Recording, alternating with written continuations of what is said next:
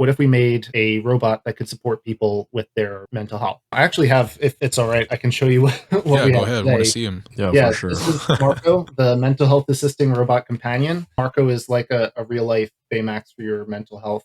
Huh, That's cool, man. Hey there, Steve. Yep. Winding down after a long day? I can help you de-stress if you ask for a meditation, a de-stress activity, or my scavenger hunt. But anyway, to start, please tell me how you're feeling today. I'm feeling super anxious right now. How strongly do you feel anxious? Very much so. Could you tell me why you're feeling very anxious? I'm on a podcast. I always just get nervous about these things. Don't worry, Steve. Everyone gets nervous before a podcast. Wow. Just take a deep breath and you'll be great. Thank you for your understanding and support. It means a lot to me to work with your anxious feelings. Sure, being here to talk is what I'm here for. You want to talk to me as a friend. Tell me what's going on. Welcome to Curosolic, the show where we question the past and imagine the future.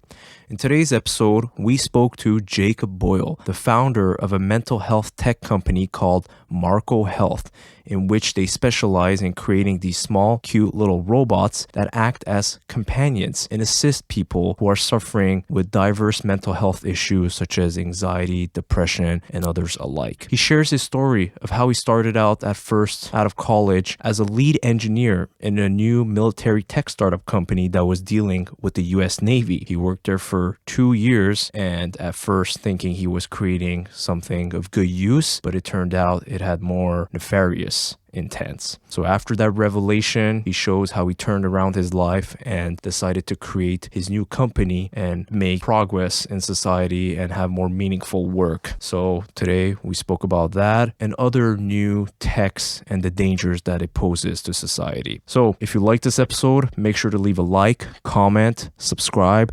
It all helps YouTube know that you want to see more of these videos, and it just helps to grow the channel in general. So without further ado, here is Jacob Boyle.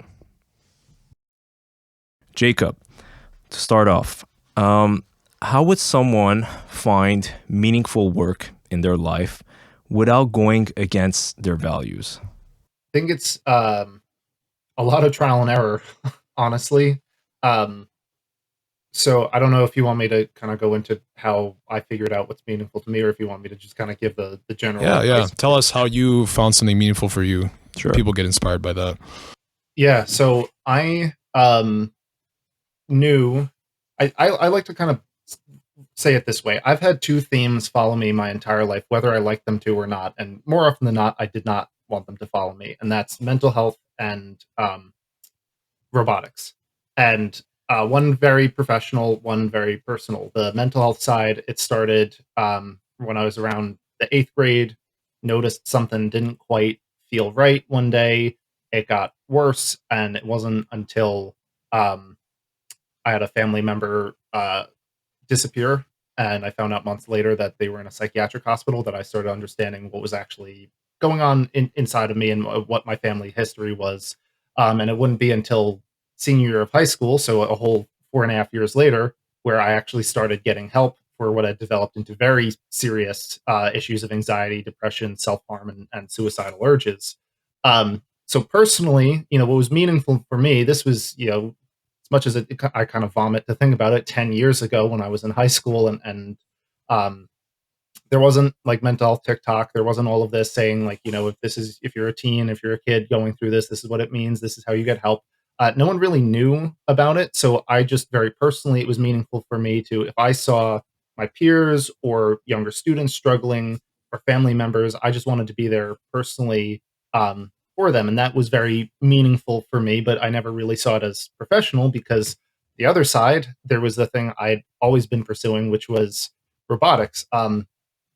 And honestly, robotics was just meant to be, it just ended up being this thing I kept falling into. Even though I wanted to do other things with my engineering skills, like aerospace engineering and whatnot, I just kept coming back to working on robots. In my freshman year of college, I went off to study engineering. That summer, I got picked up by a military robotics startup to be their lead engineer, because they just won this contract with the US Navy, and they looked at me and said, here's a bright young kid that we can underpay, overwork, and give him a fancy title and he won't complain. So I ended up doing that for most of college thinking, okay, I thought this was also meaningful because I'm big on helping people, saving people's lives was something that, sounded like a cool idea to me.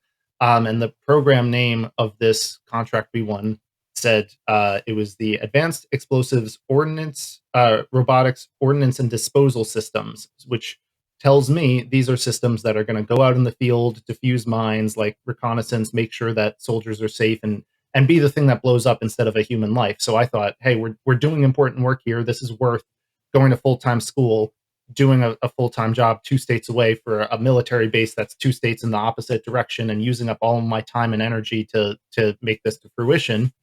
Um, until I found out what we were actually building wasn't going to be a bomb diffusing robot. It was going to be a bomb. I found that out when the director of the program picked up this thing I'd spent 2 years building, picked up a hand grenade, and said, "When do I get to do this?" and throw it through the window of some. I'm sure he used some slur. Basically, I can't remember the exact one, but and that went from this was a meaningful, worthwhile job that I've invested all of my time and energy in into this is the exact opposite of what I want to do with my life and skills. And it was this real, like, soul searching moment. At the same time, that whole, thing of what was meaningful personally to me, of I want to be there for other people, that, hits a hard life challenge when all of your time is sucked up into this, into the engineering world and everything. And that's how I ended up deciding to start my own business, developing technology and specifically robots for mental health support, because I knew what I was doing was wrong, just literally by trial and error, and finding out that this was the wrong thing. I saw this real challenge and this real value in my own life and said, I want to solve this problem and I want to use my skills to do it. And I like to think I found something of meaningful work. I mean, I wouldn't have been continued doing this company for 6 years if I hadn't. So I think is like a bit of advice. It honestly is just like trial and error, and just trusting your gut. Like, if you don't feel right doing something, like, your body knows more than you would expect it to know. So if your gut tells you, like, this is not meaningful, this is not right, like, get out of there. Whatever else you kind of look at, if you have that gut feeling that this might be better, even if logically you're like, this is gonna be a pay cut to my pay, this is gonna be less flexible hours or whatever, I'd say trust that gut instinct as much as the mental health psychologist in me says, don't, like, use your logic. Like, from my life experience, trust that gut instinct. Mm-hmm. So how is it that they tricked you exactly? I'm trying to figure that out. So the project was 3 phases, and I was only clued into what phase 1 would be, because I was brought on the week they won it. So I wasn't in the application. I basically had no idea what was going on until we were told, hey, this is what you have to build for the Navy. Here's the program. And when we did, like, a press release of, this is what we're doing together, and this is the name of the committee and everything, it was, okay, I see what we're doing. I've seen what the previous robot we were basically building upon. We were taking this existing device, making it more different, making a different version of it. I'd seen what that been used for, and it was a lot of what I thought we were actually doing. It wasn't until we completed the whole first phase of 3 phases, that's when, it all kind of came out of the woodwork of, this is where it's ultimately going. Like, the whole purpose of the, like, reconnaissance and diffusing bombs and whatnot, that's basically just proof of concept to where we really want to go, which is, this is a weapon itself. So were you, like, consulting for the U.S. Navy? Like, how did the, like, U.S. Navy not pick up on, the fact that there was some criminal intent behind, this project?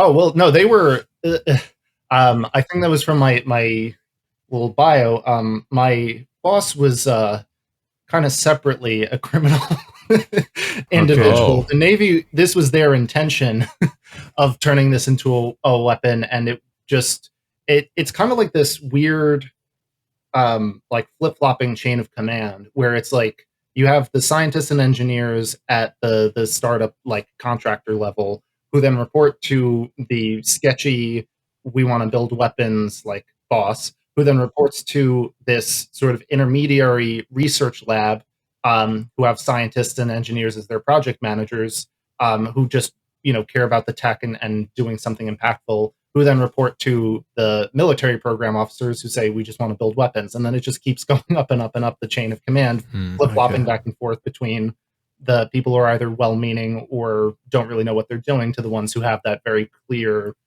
maybe not great intention. Wow. Okay. But at the top of the chain of command, so was it the U.S. Navy's intention of having this sort of explosive robot? So they had a whole program, and we were just like one part of it. When we would do releases to the different commands, there would be other devices there, and the whole purpose was kind of interoperability, that maybe this one can one day be the thing that's just scanning and checking out and making sure it's safe for the soldiers, or like running over the IEDs so someone doesn't step on them. And then the next day you swap out the camera for the explosive and let it roll on into let it go the site. Okay. So, how old are you at this point? 19 is okay. I think I was 18 or 19 when I started, and then I left around like 21-ish. Okay. And how did that make you feel? Like, did you feel wronged or duped in any way? Like, it must have had some pretty bad, mental health side effects. Yeah, I mean, I'd been struggling on my without this, I'd been struggling for a long time, and once I kind of figured that out, it was like this multi-point defeat where it almost like it was like a pain that turned into something beautiful, almost, if you know what I'm talking about. How on the same day I found out what the actual purpose of the project was. I was basically the last engineer left on our team, because it was all college students and even some high school students who were being hired and then left or were gotten rid of just on a whim. And I single-handedly had brought this system down to the Navy to demonstrate it, get them trained and everything, after we had months of delays and everything. Again, didn't know what we were actually doing here, but I invested everything into it, and it was still like failing in front of like the top command. So in the same day, I basically failed to finally get this off my plate and successfully deliver. Found out it was being used for something horrible, and then I had to drive 3.5, 4 hours back up to my college, only to find out all these people had been messaging me about, they're thinking of killing themselves. They were starting to harm again, and I couldn't get any of these messages because I was on a naval base with no service. So it was like all of these things going wrong at the same time, and I just felt like, desolate and, horrified that I had contributed to something wrong and used my time for that instead of this very important facet of my life or aspect of what was meaningful to me. And it all kind of collapsed to catalyze into like, I need to make a change right now. This is how this idea came of how I could do it. And I just got that idea. My mental health was still terrible. I still felt terrible because I couldn't totally cut ties with this company, whether I wanted to or not. That's a recurring theme in my life, I guess, whether I wanted to or not. But it ended up turning into something good, even if I felt terrible the whole time about it. I see. Okay. But how so? Like, how were you not able to cut ties with them? That's interesting. I think part of it is I'm a very dedicated individual. So the fact that we hadn't officially finished the contract and I was the only one who could, even though I knew I was doing something wrong, I just couldn't like let it go that way. This was 2 years of my life. Every single day I was still stuck in the headset that like I have to finish phase 1, which is in my head like at least safe. It's just reconnaissance, or it's just proof of concept, and then I can leave. And I know, like, knowing what the state of the company, I was like, no one's going to be able to finish and get to phase 3 if I'm gone. Rest of the Navy, they can do whatever they want, but this part that I have control on, I'm just going to do what I said I'd do, commit to it, and leave. That and my boss wouldn't leave me alone. He would just show Mm. up at my college sometimes, even though 3 states away. Um, Oh, and I don't want to name drop what the company was, and I don't want to bash my boss too much because we do keep in touch because he's also had kind of like a turnaround in his life and what he's using his technology for. So I don't want to. Good to hear. Yeah, I don't want to make it sound like this is the worst place in the world. Like at the time, to me, it felt like it was. In hindsight, I've seen a lot worse, and I think we're all for the better now. Wow. Well, I guess that's a testament to your character, right? That you still like stayed and completed the first phase of the project, where even if knew that there were things behind that you couldn't really control. Yeah, well, I appreciate you saying it's a testament to my character and not that I can get roped into anything. yeah. Well, No, I mean, you went with good intentions. yeah, that's what I right? mean. You completed Yeah. the phase where like that wasn't like the harmful bit, I guess. Yeah. Yeah.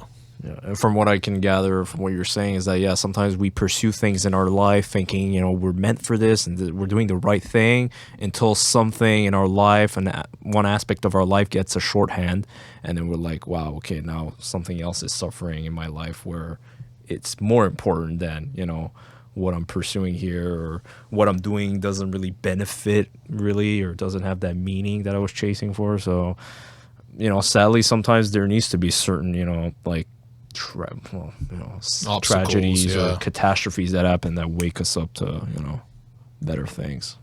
So how do you go on from there? Like, how did you kind of turn your life around, at that point? Like, where do you, everything kind of crashes down. Where do you look next? Where do you go? What do you do? Yeah, so for me, and I've had a few different moments where I felt like everything's kind of crashed down and I had to start from nothing. I think I just got incredibly lucky on this one day where everything kind of came crashing down because, as if I didn't have enough on my plate between everything going on between school and this job and just trying to be a decent human being to people I saw struggling. One of my friends from college had wrote me into being a partner. We had a business plan competition at our school. And the way he pitched it to me was like, you're an engineer. I'm a business major. I have a marketing major. Like, we'll do everything. You just have to hack together whatever stupid prototype of an idea we have, and we'll split $30,000 when we win the top prize 3 ways, and have a great summer. And I'm like, fine. Like, this job isn't really paying me that well. I could use that for whatever it may be, even if it's just like getting away from it. But then this day happened where everything just collapsed in all at once.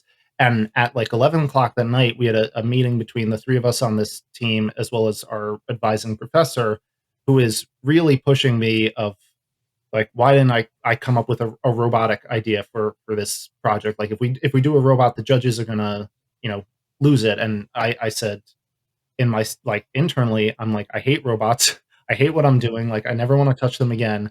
But then just that persistence, like, it kind of clicked where I'm like, here's what I know I have skills in, and I know I'm using them for the wrong thing, which I want to fix. Here's this very real challenge in my life that I am just incapable of solving anymore, which is supporting the people I see struggling. And something kind of clicked in there, and I just, before even like getting the thought out, I just said, what if we made a robot that could support people with their mental health? And it just kind of snowballed from there into this idea of, I actually have, if it's all right, I can show you what Yeah, we go have ahead. I want to today. see him. Yeah, Yeah, for sure. this is Marco, the mental health assisting robot companion. So he's I can't legally say like a robot therapist, but it's the quickest way to kind of visualize what it does. It sits with clients 24/7. They can turn it on anytime, talk about what they're dealing with. If it's something high risk, it escalates it back to a human provider, and they're also able to monitor and enforce treatment plans remotely to make sure that clients are actually getting the support they need. Um, and we kind of figured out what it actually had to do and everything over a few months. I had like a month to put together a prototype for this competition, and I think what really drove me the most was one of our team members left because she didn't believe in the idea. Our advisor left and said, you'll never like succeed with this. And just kind of that, like, you can't do this, as well as it being like a really close to home problem, was what really like drove me to put everything into getting this off the ground. And we did actually win. And that was enough money to kind of kick off and start growing from there. It hasn't been like a walk of daisies for sure over the past 6 years doing it. But at least like I haven't really had to question that what I'm doing was important or meaningful just based on the impact we've seen from the people who we've been able to help. Yeah. Can I see it one more time? Yeah. Yeah, I let's can read it.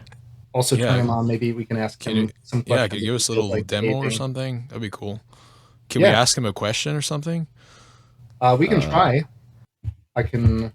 If it's not, if you don't have anything, like if it's not gonna work or something, it's fine. We're just, No, he should. I was just I just get nervous whenever I have like a day where I'm doing development on it, because then I don't know if I broke something. Don't worry. If it doesn't work, we'll cut it out. It's not a big deal. Don't worry. Yeah, no we're not gonna ask you to do a demo or something. It's like yeah. Just he'll get up. There he goes. okay, we'll make him wake up. He kind of reminds me of Baymax. Have you seen that movie, Big Hero 6? Is that what it's called? Big Hero 6? I think. I think, yeah. Yeah. The movie. We Yeah. love to say Marco is like a real life Baymax for your mental health.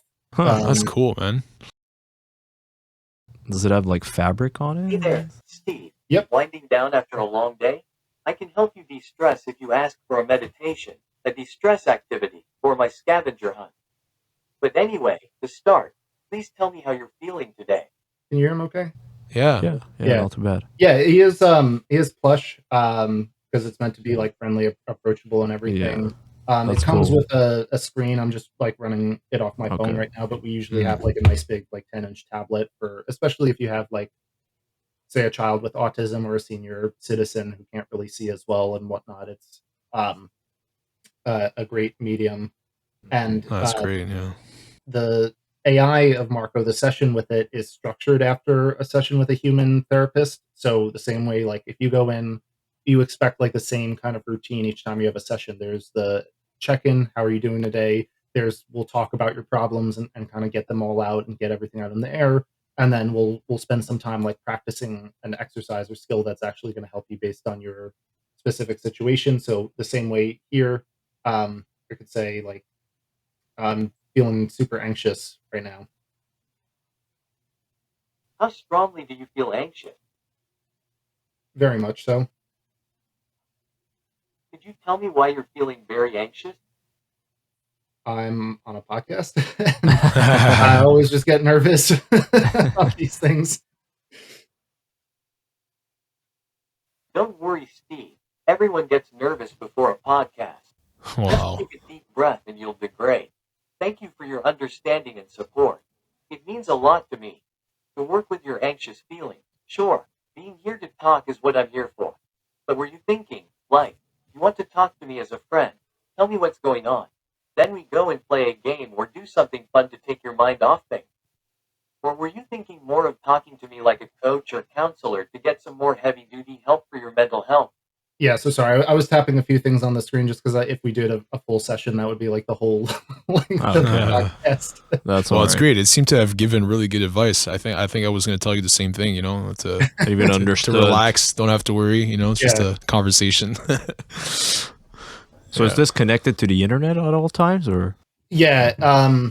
While there is some capability for like offline, we try to keep it as low cost as possible. So we sell these for just under $500 online, and we're trying to bring the cost down with other like lower cost models as well. So to do that, since we don't want to put a huge, powerful computer inside the robot, everything is cloud connected. So that way it has access to all the, supercomputer AI we can make available for the best possible care. Maybe let's get into that. Like, what kind of like programming is involved in that? And it's kind of like the engineer in me talking here, but what goes into that? It must be like pretty involved to give like those pretty accurate responses.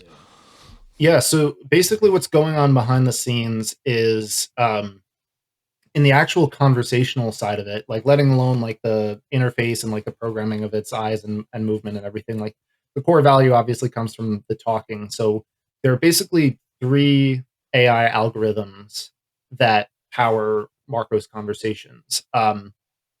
And um, one of them is basically analyzing everything that's coming in, that's being said, and the psychotherapy model that Marco uses is called cognitive behavioral therapy. I'm not sure if that's a familiar term, or it's the core model. Marco uses a few different therapeutic models, but that's the main one. And the idea is, right, all of our feelings are linked to thoughts that we have about situations, that also those feelings then drive our behaviors, and those thoughts drive our behaviors. So everything that I'm saying to Marco going in, it analyzes and says, well, this is what you're thinking, feeling, doing, and these are the events that are happening that's causing this.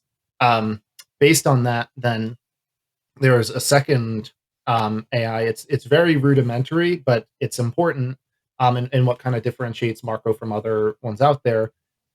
While therapy is like a very qualitative uh, practice instead of quantitative, like if you're treating someone with a mental disorder versus you're treating someone with like let's just say cancer, like a physical illness that can be quantified and measured, and like a count from your blood, or like a scan of your arm or brain, or whatever it may be. There's not as much of that in psychotherapy, but there are still um, rules in terms of like, this is how a session flows. This is what's a good way to talk to your client under different situations. So the second AI algorithm is basically like this giant flowchart of rules that, based on what's being said and other metadata about where are we in the conversation, where are we in our relationship, like is this your first session or your second or your 32nd, and all these other things, it's going to put somewhere in a different rule on this giant flowchart map. And that's where the third AI algorithm comes in, which is the generative one. So instead of, what some companies take the approach of just like feeding tons of data into essentially the next chat GPT or a custom GPT, or whatever it may be, and hoping that it's going to nail a conversation just based on what it's seen before, we're taking the approach of, there's already tons of handbooks and guides on how to run a therapy session. Here's the rules. And then taking that like hyper specialized GPT and saying, all you have to do is personalize the way you're saying these things. So when he was talking about the podcast, right, there were rules for getting me to, like, we just took the baseline assessment, and it was, instead of just saying like, take a guess on where you are in the conversation and respond, it's, here's your exact instructions for this point in the conversation. Here's what Jacob said, or Steve, the character I was playing with Marco, and that's like, respond to that based on these instructions. Okay. And why is it called Marco? It's an acronym. Pretty much every robot in the world, their name is an acronym, whether or not you know it. So it stands for, originally it stood for the Mentally Assistive Robot Companion, but we had a brilliant marker who said mentally assistive sounds horrible and no one is going to want that. So it's the mental health hyphenated, so it's just an M, assisting robot companion. Yeah, it's a good name. Still works. I mean, Marco, It's more like catchy and easy to remember. It originally was Philbot, the psychological health interactive liaison bot, which I don't know about you, not as great as Marco, I think. We had to scrap it, I like Marco mainly better, because it was the name of a one-off robot being used to bring a child with leukemia to school, and we definitely, even if it wasn't trademarked, we definitely couldn't steal it from that kid. Oh, you could have used that name, Yeah. Interesting. Yeah. Okay. But I mean, the way it spoke, I mean, very interesting. I just want to know, so like the answers it gives, so it has some sort of set answers that it follows, like set guidelines that it follows, or it's not like GP, because GPT is very popular now, and people are like, oh, is it kind of like that? I just like, I talk to it, and then it like derives, the answer based on a bunch of data that it's gathered, but it has certain guidelines that it follows. It's a mix of both. So for instance, especially when we deal with higher risk topics, everything has to be like scripted. We can't trust an AI at this point in time that if someone is dealing with like suicidal thoughts, that it's going to handle that properly. Like, there are ways and questions you have to ask and ways you have to handle that situation. that require like pre-scripted responses and those pre-scripted rules of what to do depending on the answers. More generally, there are like the chat. We don't use exactly Chat GPT because we found it a little unsafe for our purposes. Um, but we use similar type models at the, if it's not as critical a situation, those rules just kind of guide how it should talk at this point in the conversation. So for instance, in therapy, there's this concept of micro skills, which is like, how do you say things at certain times? So there's things like content reflection versus feeling reflection, saying back to the client, like, is this how am I understanding this correctly, that you lost your job and that's why you're feeling, particularly depressed and thinking you're worthless. Then there's like empathy, like I totally understand why that sucks, versus challenging, which is like, now hold on a second, you just said that you're worried you don't have enough time to do your homework this week, but then you're also planning on spending 3 hours tonight, on TikTok or whatever it may be. So there's all these different skills that are oftentimes unspoken, but are, parts of effective delivering of therapy, as well as different phases of what that therapy session looks like. There's the information gathering, there's the, discussion and whatnot.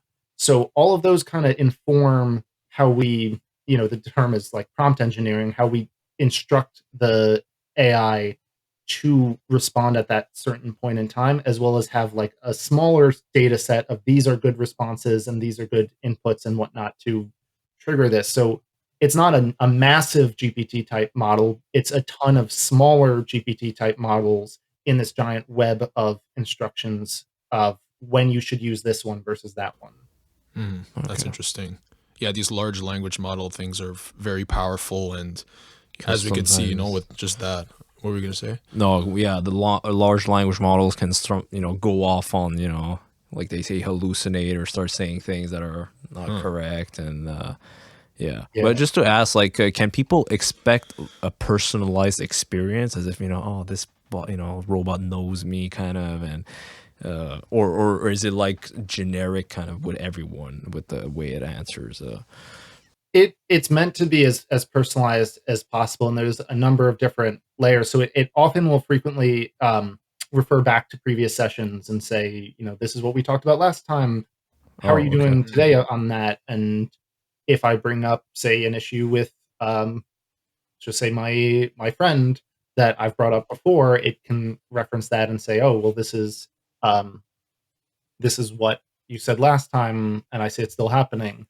As well as, in someone like the activities and whatnot, it'll get to know me, what I'm interested in, what really helps me when I need to calm down or feel better about myself, and keep bringing back those, I guess, greatest hits, if you think of it. Or if it knows if Marco knows I'm interested in a certain hobby or favorite animal, or, just general interests and whatnot, it can pull up content related to that as part of the, part of the care. So it can be very personalized. I'm not going to say it's 100%, especially not right off the bat as it's getting to know you. But as you go and Marco learns more about you, the more personalized it'll get. That's good, yeah. Because I think, at the end of the day, like, ultimately people want to feel that they're listened to, and not that it's, just regurgitating, like bullet points or something that you would read off the internet, that it's actually, like you said, like remembering past things. Like, that's cool to show that, it's actually listening. Yeah, I also like the fact that, like, it's not just there to comfort you, it's also there to, like, challenge you, like you said, right? Like, it's like, if you're just scrolling on TikTok for 3 hours, it'd be like, hey, why are you doing that, rather than being why are you stressed, kind of thing. Yeah, that's interesting. Yeah, I mean, so about this Marco Health, because we had another section that we wanted to go over before this, but I think it was good that we talked about this and got a demo of it. Yeah, it was pretty cool. Because basically, how we structure this is kind of to see the benefits and kind of the negative aspects of technology. So now we want to see We'll flip sides here a bit. flip sides here, yeah, to go with the dangers and misuse of technology, right? Because as much as it can be beneficial, it can also, like your experience showed, be used for nefarious things. So one of my questions on this is, how do we as a society balance this continuous and at times fast-paced development of technology while also making sure it has a positive impact? Yeah, it's a really serious challenge, especially with in the world of anything software, because things can be developed and pushed out a lot faster than anyone can hope to uh, catch up with. I think a few things, I don't think any substantial change is going to happen until something at like the macroeconomic level shifts, because who's really driving all of this like hyper growth of the technology? It's the people funding it. Like, yeah, I'm sure a lot of engineers love seeing their thing growing out and become like increasingly just like I, as an engineer, I love just seeing like how fast can I push out new and cool updates to my thing. But I could also be totally satisfied doing that, and it's only for myself. Like if I have an internal tool for our team, I love just seeing like how cool would it be if we could do this to speed up our processes and just get it done. That's not actually going out into the world and necessarily affecting people. There's one of the reasons software is so popular with investors is because you can put it out there for practically nothing, get a ton of people buying in and subscribing into it, and just keep pumping and pumping and pumping it out. And so long as you just retain people, they make a ton of money, so they're willing to just keep pumping money into it to watch it grow. And the only way it grows is by just, yeah, especially in the AI, is just being the market leader and just like space racing it to the moon, right? So until something changes in that kind of headset and who's funding it, I'm very concerned about whether or not like anything else matters in terms of we can have regulatory oversight. It's one of the reasons why I think the medical field is pretty good about, with some notable exceptions like Theranos and whatnot, like protecting these new and emerging technologies from getting out to people before they cause tons of harm. Um, Also banking, and I know that's another very, very heavily regulated industry, but and the non ones that there aren't these giant oversight bodies, I think there just has to be that economic conditions where something incentivizes careful, beneficial approach rather than just skyrocketing growth at all costs. Hmm. Yeah, a lot of what's behind and driving this is big tech, right? Like all these big companies like Meta and OpenAI and all that. And yeah, like we don't know what their incentive is also, right? So, like let's say a startup like yourself, we kind of see that there's a clear objective here into improving the mental health of people. But with these bigger companies, like we don't know what I guess the real intent is to make money, right? Yeah, at the end of the day, but sometimes with the development of such huge techs that have, such profound impacts, a lot of times you don't know what the impact is until, a decade or two later. Like an example of, an invention with like social media, right? How it can be good, but it can also have a lot of, bad impacts that, Facebook, Google, whatever, Instagram, these platforms didn't really realize at first. And even so now they might realize it, but still continue because of all the revenue it brings, right? Yeah. I think something that's really helps is when you have a multidisciplinary team in charge of these emerging technologies. Like we have two clinicians on our board, a professional counselor and a board licensed psychiatrist. And we'll often have, new market opportunities and whatnot, and partnerships potentially coming up. And they're really great at, because as much as they are really big into growth, I mean, one of them is also one of the investors in this company and cares that it becomes big and successful because he wants his money back, right? But uh, they're really great at kind of taking that bird's eye look on what's the potential impact, in whether this is a technology or just a business model and approach of like humans doing this. They can tell us what's totally gonna cause more harm versus good. Like, for instance, we don't let clients who have a history of schizophrenia use Marco, even though they might be the ones that could get a lot of benefit from having a companion like this. Like, if they woke up in the middle of the night and Marco starts talking to them when they already hear voices or they have a mistrust in technology, that's catastrophic for Oh them. yeah. And so that's not something as a non-clinician I would have necessarily thought about. I mean, like, saying it out loud, it makes a lot of common sense, but common sense isn't always that common.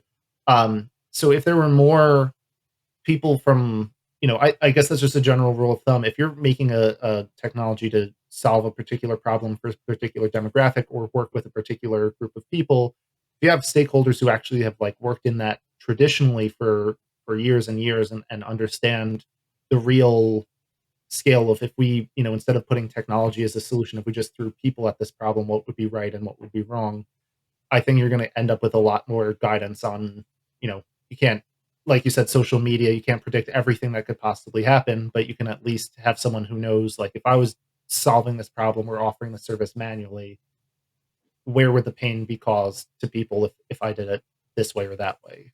So the schizophrenia thing, I'm interested in that. So you're saying that you can't Marco would not be able to be assigned to these people with schizophrenia because like they would hear the voice and they would get confused and it would just exacerbate their problem. Is that what I'm understanding? Exactly. So Okay. schizoaffective disorders and psychosis, those are the two that at the moment we don't touch at all, because and we forbid, if a clinician is using this with their client, we forbid them from assigning them a Marco in that case, because yeah, if they are detached from reality in any way, having social interaction with something that's not human, or if they have phobias around technology and surveillance and things coming alive and talking to them and all that, it would just reinforce those instead of counteracting them, which is a major, major, major problem, right? Especially if,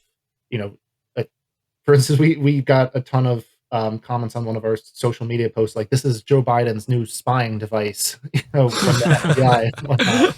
So, I mean, um, uh, and that's just TikTok commenters, right? And not necessarily Yeah. like patients in an inpatient unit. So if that's what just the average internet user would believe, let alone someone who has this condition, who then like legitimately believes it, internalizes it, and might start acting upon it, that could be um, really catastrophic. I see. Yeah, but that's Okay. just a bunch of commenters, right? I mean, people on the internet like to write just a lot of stuff. Oh yeah. That's one of the bad sides of social. Yeah, exactly. It It's, proves the point. Yeah. Yeah. So from what I understand, then, so someone is that how it works to buy your robot? Is it through like a referral through So there's a medical few expert? different ways. We make Marco available, for instance, on Amazon. We have our own like website store that people can go buy it, and we'll ship it to you. There doesn't technically have to be a clinician on the other side, just because a lot of people, maybe for what they're dealing with, don't need one, or really have an aversion, and this is, in that case, really like the thing kind of weaning them back towards that and recognizing that they might need it, or would be comfortable with it. But ideally, we love to partner with the actual clinicians who are going to be giving this out as part of their treatment plans, and or even just supporting clients in their centers. So we do work, for instance, with schools and colleges where they might have a counseling center on the campus that would distribute these, or put them in the dorms and connect back to the school counselors. If it's a private or nonprofit center for like a community, we might actually put them in community centers like libraries and shelters, and have the local, nonprofit behavioral health center be the contact that gets the screening information of who's coming up and using this, and figuring out like who do we need to reach out to and get into our system. Um, or a center might buy it for themselves, and then can, and it's a complex like legal way to do it without violating like anti-kickback statutes and whatnot, but they can resell it to their clients or lease it out, or refer them to buy it from us. Um, as another way that if that kid or teen or young adult or senior citizen, whoever it might be, wanted one for themselves and was working with a clinician who could provide it, that's a way they could keep it.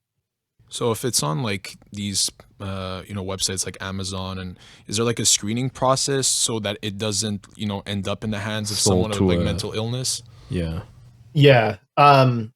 There are indicators as part of like the screening that Marco does at like the start of each session, as well as measuring. And we also do a lot of making it clear on the copy of people of the stores that you can order it off of, like what it's for, what it's not for, not just like those disorders where you shouldn't use Marco at all, but also that it's not yet a medical device. It can't be used to treat, diagnose, or mitigate any chronic conditions on its own without and whatnot.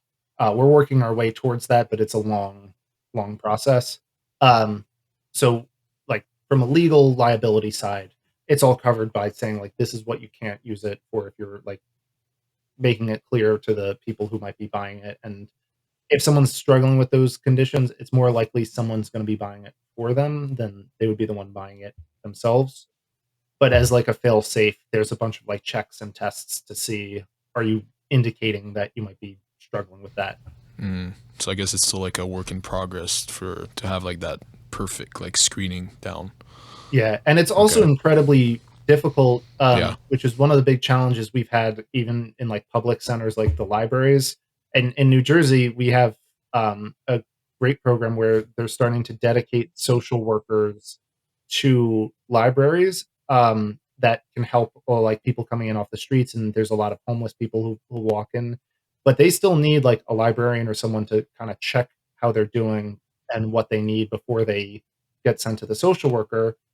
And untrained, a lot of homeless people are coming in with serious mental illness, whether it's substance use or psychosis or whatever it may be that's might have caused them to become homeless. It's hard to screen for that and figure that out if you're untrained. And so it's just generally this whole big like industry wide problem of figuring out like, are people actually like showing these symptoms and whatnot, and how serious is it with, unless you're like the top of the top, like doctor doctor level, able to identify this. Yeah. So have you heard of like any other technologies that may impact us as human beings, both like either positively or negatively? Yeah. I mean, do we want to stay in the mental and healthcare space, or Oh, do we we could kinda we could We go could on expand, and yeah. expand. Yeah. Why not? I so here's one I don't know how to feel about. I'm personally really excited about it, but I can also see like if it grows, it can become really detrimental. Just the same way like AI in general has taken away a lot of jobs and made a lot of, whether it should have or not, right? You hear horror stories of startups that replace their entire customer service team with AI because the CEO wanted to save a buck, and suddenly the startup doesn't exist anymore because everyone hates them for what they did, and also their customer service sucks. On the other hand, then there's a lot of like say copywriters losing their jobs because AI is great at writing certain types of copy and whatnot. So something that I can see a lot of benefit towards, but also a lot of fear if it gets pushed too far, is this idea of AI agents, which is a technology that it's not just you can like text in, text out, or text in image or video out, or image in, text out. It's you write an instruction and the agent will actually go into your computer and do things for you. So I gave a talk this Saturday, and the guy before me was showing off an AI agent that his company had developed, and it was really cool. He had to post a tweet or an X on the conference we were talking about, and then order him a Domino's pizza, all in one instruction, and it went through all of the steps just like based on that command to do it. So, as someone who cares about you know, being optimal with my time and efficiency and everything, having a tool like that for my business and personally could be great. And I could see a lot of benefit also coming for people who have difficulty, especially like older people who have difficulty with technology, that might be really great way to interface and be engaged with the technology of today. So I see a lot of benefit for it. And the guy who's developing it, I really trust him because I think his head and heart is in the right place in what he's doing and what he wants it to be used for. Um, but if someone saw that and, like um, I'll just say it, I'm not a fan of Sam Altman and his way of the way he's like pushing out AI and what he wants to do with it. Like if he saw that, and I think they're already trying to do that with GPTs, having these agents, and decided to, fulfill his vision of replacing the average person with AI, that could be a lot of like existential harm to people, because unfortunately, like, I think we're in a society where everyone's life kind of revolves around their job, whether they want it to or not. And if suddenly you take that out, you're taking out not just like the income, but also the meaning for a ton of people and options and hope. I i could see a lot of ways it could go wrong, even though the technology in general is something I'm incredibly excited about and think could really help people. So OpenAI is also pushing these AI agent things. I think it's something they're starting. If I heard correctly, I think they're starting to pursue it. So the company I met, it's called Other Side AI, and they've essentially been like ahead of OpenAI by like 6 months on everything that they end up doing, whether that's like generative AI or now AI agents. So they started this like maybe 6 months ago, and now I think OpenAI is starting to look into these things on what they can do. Um, and yeah, again, what I've seen Other Side AI doing, I think is really useful and can benefit a lot of people, especially those who have technological illiteracy, or anxiety, or just don't have the time, are really busy, and let's say you're a parent, would you rather like leave your kids for 15 minutes at the end of a 12-hour workday to go like order a Domino's pizza, or would you rather just say order us a Domino's pizza and spend that time with them, right? AI isn't gonna certainly is not gonna go away, but I certainly feel like we're in a bubble of all this growth and all this hype, and everything. You have AI shoes, you have AI pens, and like whether or not they're actually using AI models is something the engineers get to decide of what's actually AI, not even if the marketers say everything is. Um, I think a lot of these technologies are just kind of riding this like, look at what we can do. Someone is going to catch their eye on this and see that it's the cool new thing, and put a ton of money into it, and the ones that are going to survive are the ones who are just doing that as a, let's get our money in because we have a real like intended use case, and we're just hyping it up for all the other possibilities of like how it can change your day-to-day life, because that's where we're going to get investors and initial purchases and whatnot.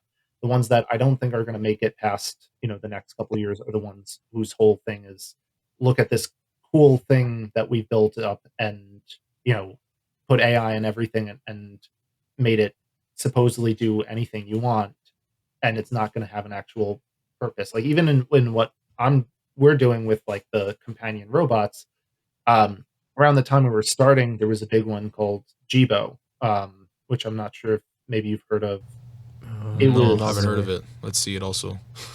Okay. yeah, JIBO. It was very well funded. It was like the biggest. I think it was like the biggest Indiegogo backing of all time, or something. What was it called? You said JIBO. JIBO. J Oh, J. Oh, sorry. JIBO. JIBO. Yeah. Robot. Jibo. Jibo. Oh yes, I remember this now. Okay. Oh Oh yes, yeah, yes, I've yes. seen this too, I believe. Yeah. Yeah. Yeah, Like it moves was. its head. Yeah.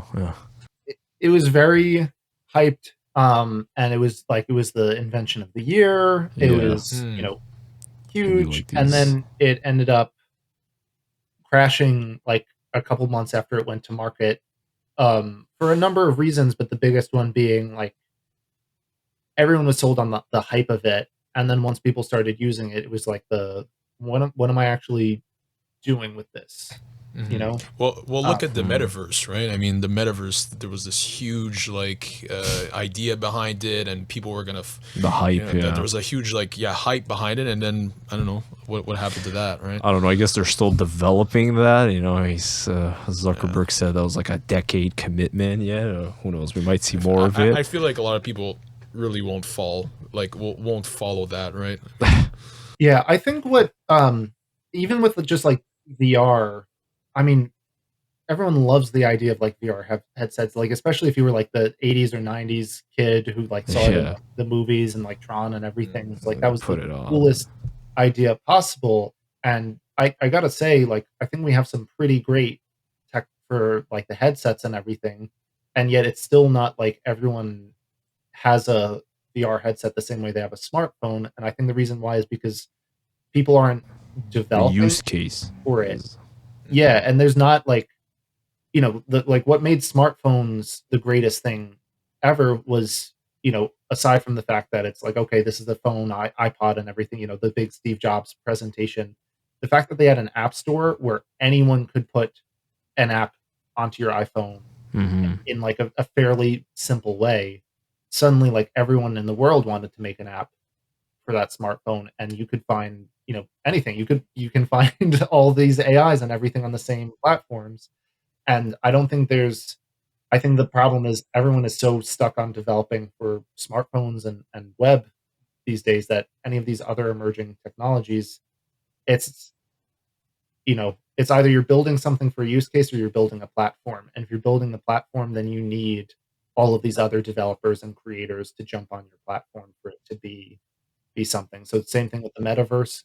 You need you can build either you could be the one building the metaverse, or you can build the meta planet that does this very specific thing. And Facebook took the we want the whole universe. Well, you're going to need people creating the meta planets for you, and I don't think there's enough of that happening. yeah. I think that's why it might take some time until we see something with it. Yeah.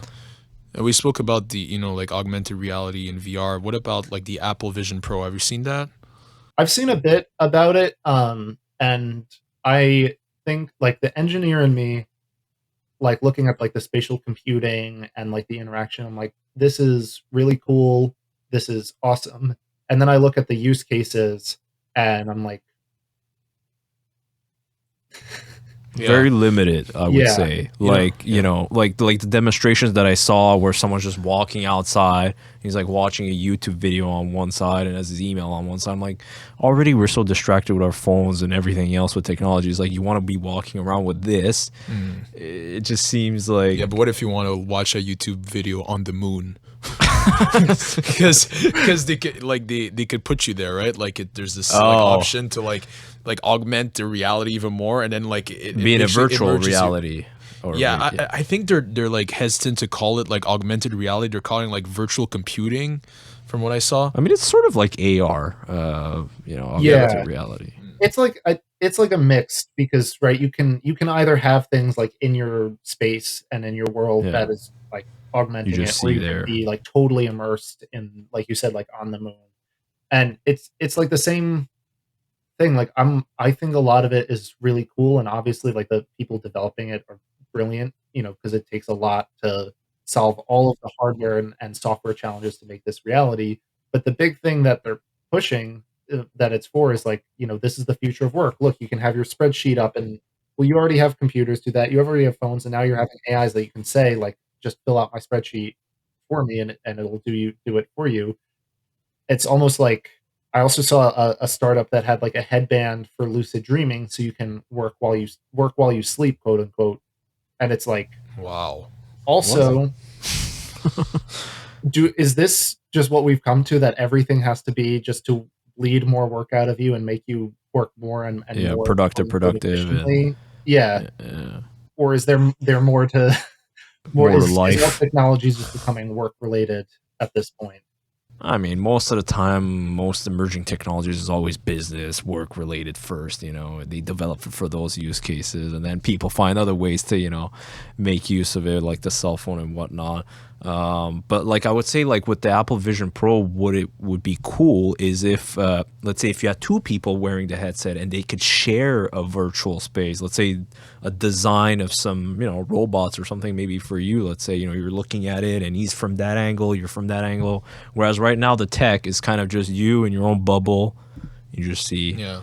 But that's why Yeah. they're calling it virtual computing. It's more like, you're just kind of in your own bubble and you have like these You're pop-ups computing and for you yourself. have to like grab the screen and all. And that's why they're saying it's not like But, yeah. augmented reality per se. Okay, maybe I guess so. Yeah. Okay. I will say, I think something very satisfying about the Vision Pro is um, a couple years ago, maybe like a year and a half, 2 years ago, there was that big like suddenly everything was holographic. Like there were holographic, like, and I don't know if you guys also noticed that hype, but suddenly there were all of these like hologram startups and technologies coming out that you could be in a holographic booth to have a video interview with someone, and there were holographic TVs and all of that, and none of it was actually holographic. It was just like vaguely 3D screens. um, at least like if you picture Star Wars or any like sci-fi show where you see holograms, it's all the like, okay, expand the city, like zoom in here, and at least the Apple Vision Pro, if like to your point, it's not in the point where you can all have people sharing this space as far as I know, but at least it gives that sense of this is, even if I have to have this thing strapped on my face to see it, at least this is my holograms in real life, rather than a giant TV screen that kind of looks 3D. At one point, I remember there was the whole hype with like holographic celebrities, like shows where they would bring up, Oh, like, Tupac and yeah, Tupac was one Oh. of the big examples, hologram of Tupac. I don't know how we feel about that though. You know what scares me the most though? AI girlfriends. that one That's, I'm like a little hesitant. What are your thoughts on that? I I'm not a fan, because and this is also from the perspective of someone who has worked on having to develop an AI that can be personable and connect with someone and empathetic. There's also a line you have to draw. Like, we are very careful. Yeah, you can talk to Marco as a friend, but there has to be a point where essentially Marco kind of cuts off the conversation and isn't like, let's, stay up for 3 hours and delve into your deepest thoughts. Because while we're sorry, not delve into, but like, share our deepest secrets and have like slumber party type like banter. Um, while, Marco is meant to be personalized in general, we're still designing with a purpose in mind, which is delivering an outcome to your mental health, whatever that might look like. There's still a quantifiable outcome, and with other chatbots and like socialite like replica and like these AI girlfriends, there's not necessarily like an outcome that you're trying to meet. The outcome is keep this person talking to the AI as much as possible so we can get as much data and subscription out of them. And if they end up bonding, emotionally or romantically with it, it's, you know, I don't want to shame or bash anyone who that happens to, because I don't think it's their fault for that happening. But I think designing something for that to happen is not a great idea. Hmm. Yeah, and they've even gone to the next step and created AI sex bots. Have you seen those? I mean, it doesn't surprise me. I've seen some on Alibaba that should say bring them into the real world. Oh They're my like god. 10 grand. They're hyper realistic, very motorized, and everything. Um, That's insane. So we moved away from like the inflatable ones. No, it's all motorized. I mean, damn, like, That's the thing. Where It's- do we draw the line? Like What? here, I get your mission here to provide help in the mental health community. There's a precise goal there for me. But like the AI sex bot and the AI girlfriend, I don't see like the real objective. Because what I see with it, like even with the AI girlfriend, you know, just even as a chatbot, it's like you're essentially creating almost like this humanoid thing, like that is like a reflection of a human, but it doesn't have its own agency, right? You know, when I love someone, I know that this person can one day leave me. You know, it has its own agency. It chooses to be with me. It chooses, you know, me instead of just pleasing me and, you know, kind of just being there. And there's this overload over it that's controlling, you know, making sure that it pleases me. It just, it's I don't know, unreal. Yeah. Have you seen the movie Her? Yeah, I was gonna say. Yeah, I was gonna mention. Yeah. Especially with this, I mean, at the end of the movie, right? Not spoilers for anyone who hasn't seen it, right? No, They it's okay. they do I've seen gain it. agency, and you know, And they leave. Yeah. yeah. I never when I saw it when it came out, like you never would have thought, oh, this is definitely where we're going. It always felt like this is a pipe dream, and yet Yeah. kind of not the agency part, but the people falling in love with these kind of bots and building their lives around it. I think it's unhealthy because it really can draw away from your socialization with other humans, which is just inherent biologically to who we are and what we need. Um, I could see like in her, right, he was able to finally sign the divorce papers and like cope with his ex-wife leaving her because of his relationship with the bot. So again, like there could be some benefit to having those relationships. I think it just has to be, you know, purpose driven and specified, and once you achieve that outcome, like cut off or start weaning off. Exactly. Like you're doing. Yeah, with your robots. So Yeah. with its goal there. Yeah. Are there other like technology? I know we've covered a few technologies here, but anything else that like rings a bell from like the past? Doesn't have to be technology, right? It could be, you could talk about drugs or, you know, whatever that was. Other developments. I mean, yeah, there's like this Netflix documentary. I think it's called Painkiller. Have you seen that? And they talk about like it's about how like the Sackler family and how they started manufacturing this drug called OxyContin, and basically, you know, how it was basically widespread and, you know, sold to a lot of people that were having pain, and they were sold as a painkiller. But essentially, OxyContin is basically heroin almost. So, you know, like these people made so much money on that, and it's just crazy. It doesn't just stop there, right? It's just not just technology. There's so many other advancements. Developments. Yeah.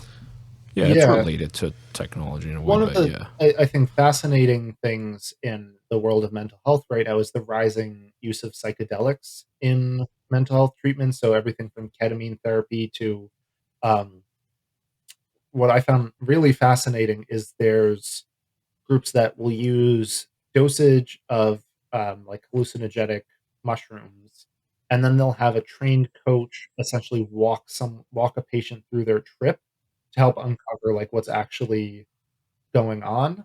And I think it came from like an indigenous people's practice from like centuries ago, and just kind of more medically like restructured and whatnot. And it's really fascinating because if the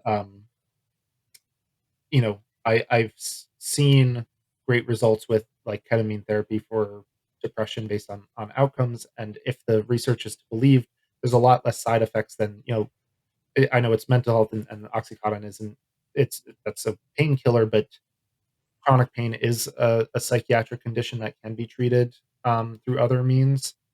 If it's to be believed that these medications have less bad side effects or no side effects compared to things like SSRIs and other drugs, this could be, you know, really revolutionary, especially if they're less addictive. But at the same time, it's kind of like do we have enough data to show that for certain? And are you know, especially with like ADHD and neurodivergent kids, every psychiatrist in the world is just pumping out pills at these kids, and who knows what happens with them when they hit like 2025, if that's really for the best or not. So it's a really fascinating technology. I don't know enough about the research to say how I feel about it. If it's to be believed, this could be really great for the medication side of healthcare and mental health, but could it also then just become another what we have today? Yeah. We need to be careful and find balance with all these, any drug, any technology. We just have to find the good, find the bad, and just find the and not middle rush ground. into it. Yeah. That too. A lot of research has to be involved. A lot of testing has to be done before we just, put out any medication. Yeah. No, but I do see some promising results. Yeah, with psychedelic type treatments.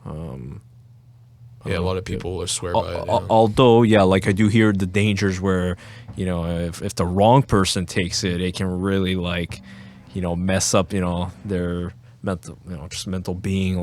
They start seeing things or things that they didn't want to see, and so I guess you need to be careful with it, the usage. Yeah, no, I mean, we covered some topics there, some different technologies. I mean, all to be seen of what's gonna come to it. And, to wrap this up, our interesting conversation, we're going to ask one final question, a bit more grand in its tenor, but related still to, design in general, right? So we want to know, personally, what is your understanding of the universe like? Do you think that our universe and life itself has been derived from a higher intelligence? So I am a practicing Roman Catholic, and I was raised it, and there was a period in between high school and before college where I was really starting to doubt. I don't think I ever doubted the existence of a higher power, but I or a higher intelligence. I just didn't, like the church I was in, and didn't really I wanted to explore other options and look into different things until I went to college and I met the priest there, who brought me back not by force, but because he was the first person I'd met that actually was intelligent in talking about religion and faith, at least within the church. I'd met some I believe imam is the term in Islam, and I know I keep butchering that. I'd met some others from other faiths who I found very highly intelligent, and that kind of, as the engineer, kind of drew me towards that.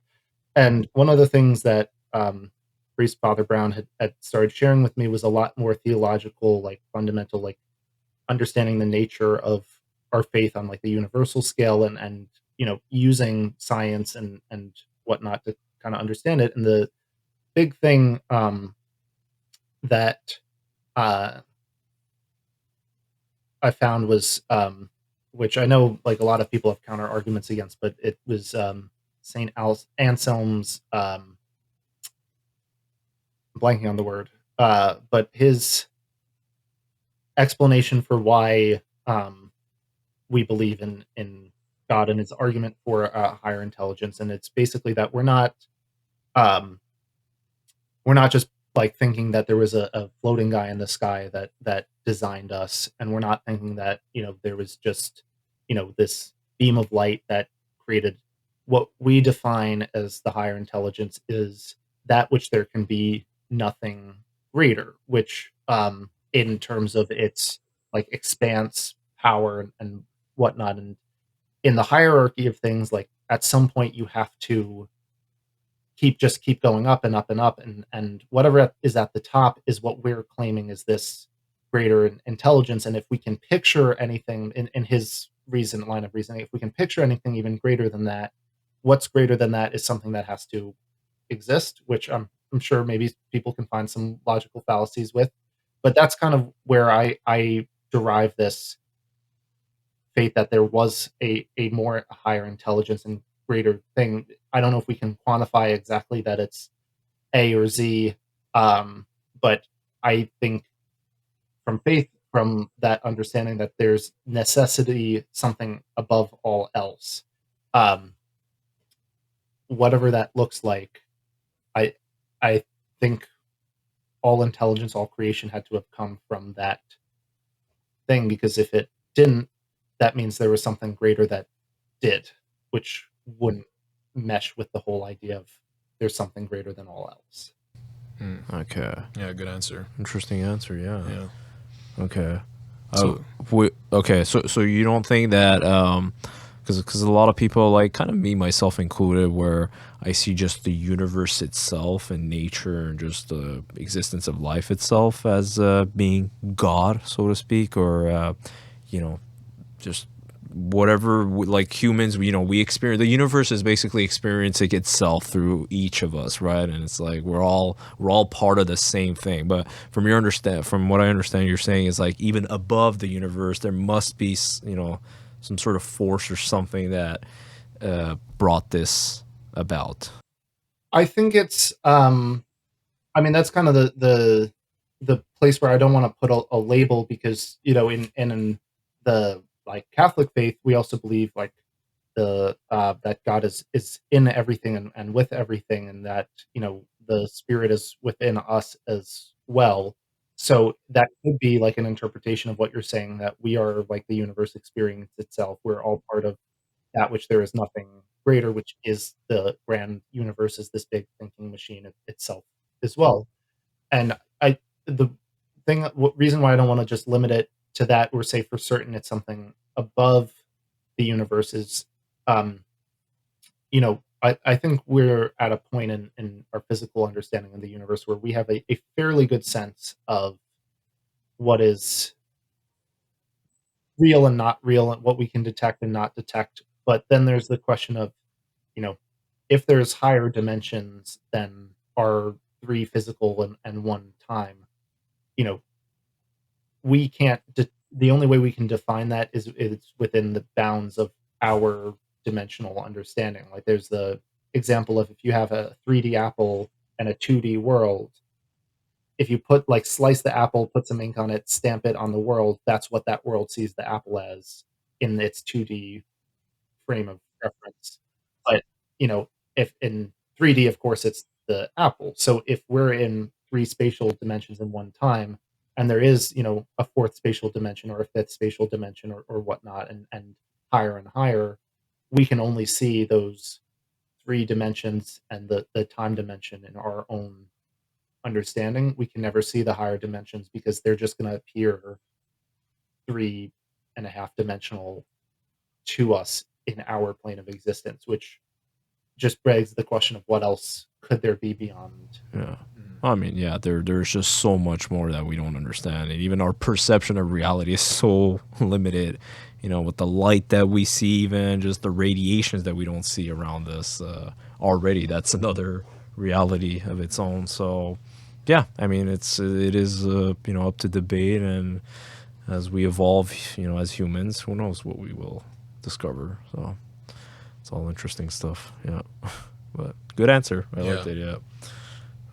So I guess, we can wrap it up. So can you tell everyone where they could find you, on social media? What's your company about? It? Well, I know we went into that part a lot, what your company's about, but tell them where they could, buy Marco and all that good stuff.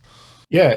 So our social media on all platforms, YouTube, TikTok, Instagram, Facebook, is at Marco the Robot, is one word. Our website is marcohealthtech.com. And if you email just hello@marcohealthtech.com, you'll basically get in touch with me. I love talking with people who are interested in it, might want it, and finding out how we can help you. If you want to get one for yourself, you can go to our website. We also have a dedicated shop page, shop.marcohealthtech.com, or you can go on Amazon and just look up like Marco Robot Companion, and you should be able to find it okay there. Is this only sold in the US? No, we do sell, I think it's only on Amazon in the US, but we do sell it around the world. I think we use Marco or there's Marcos out in like 8 or 10 countries now. Okay. Okay, so perfect. That's cool. Yeah. Well, we thank you for coming on. It was a great conversation. Yeah. Yeah, thank you for having me. Fantastic. Great. Yeah.